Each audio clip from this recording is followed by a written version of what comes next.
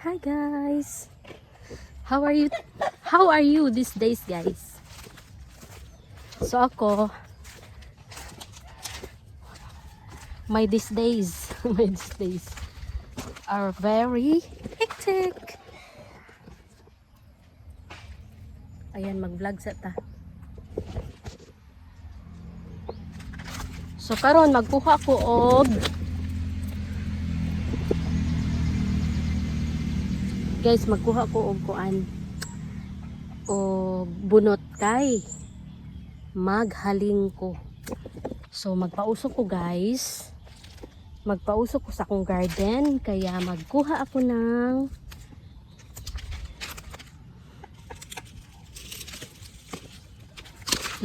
ng ano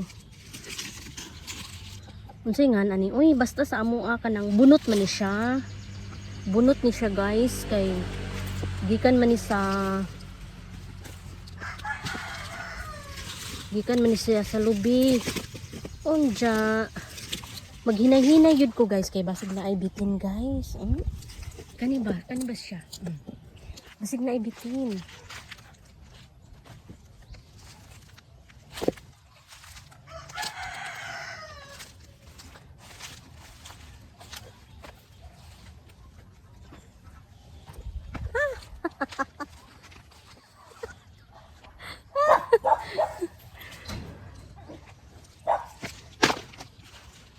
maghaling ko guys, kay para mamunga ni akong mga tanom. Isa sa mga pagkaon sa tanom guys ay kuan, kaning carbon dioxide. According to science, so mayroon ng puso sa saging. Ayan guys, kini nga klase nga saging is katong mura siya green lang siya hanggang mahinog. Tamis kayo nga saging. So guys, karon magpitas ko og mga talong. Ayan, kay dagko na kay mga bunga, kinahanglan na siya pitason. Daghan kay siya bunga guys. Ayan guys, unya dagko na ba?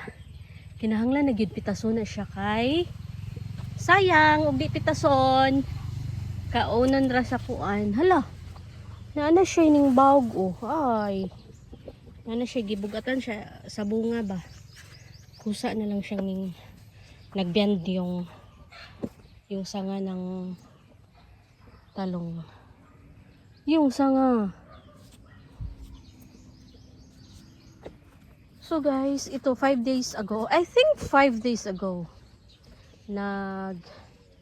nag-spray. Then after 4 days from spray, kinahanglan usa pa siya pitason ang mga bunga kay kuan man kanang makadaot maka poison ang kanang pesticides. So guys, magsugod na ta. Ang unahon na kog himo ang maghaling pausok sa mga tanom, unya magkuan ako, magpitas nako. So guys, see you later.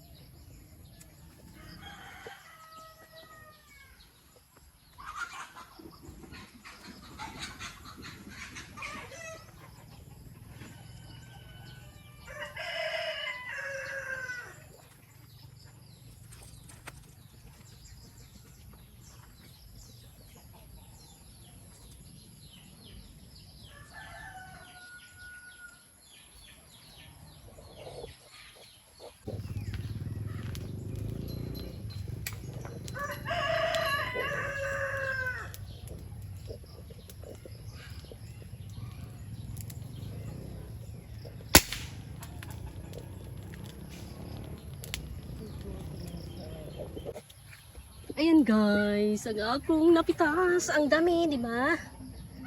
Oh, hindi na to ibibenta, kakainin na lang. So ang plano is gagataan. Talong na may gata. Masarap. Pwede ring talong na I mean paksiw na may talong. Napakasaya guys. Namunga na yung mga pinaghirapan guys. Ayan. Namunga na. Namunga na siya guys. Ang daming bunga guys. So pang ilan na naming siguro nasa